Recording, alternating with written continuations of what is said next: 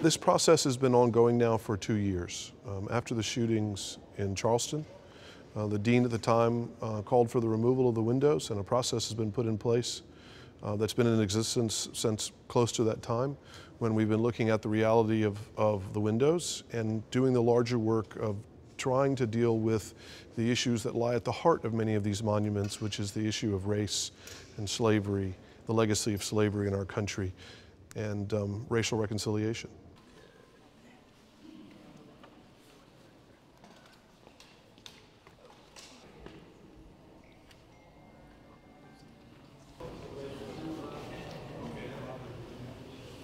This has been a long time coming. Of course, we've seen recent events in Charlottesville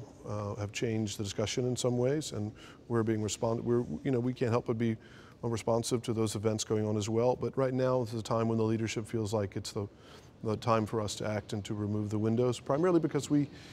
see them as a barrier a little bit to our mission, which is to be a house of prayer for all people, and we want everyone who comes in this space to feel comfortable.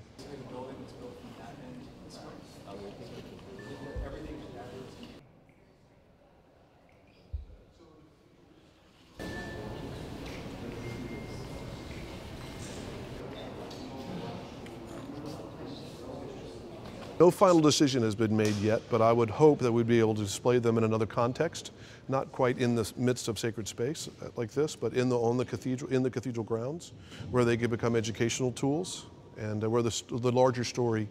around the time in which they were given, 1953, and the history of race in our country could be told.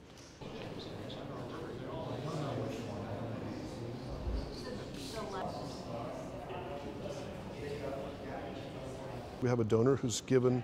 a gift to help us pay for the removal of them, and then it'll be a much longer process and fundraising to decide what goes back in their place. So you haven't decided on what? No. We'll put together a committee, a group of folks from the cathedral and the wider community, and we'll begin to do some listening and some exploring and some dreaming about what might go in their place.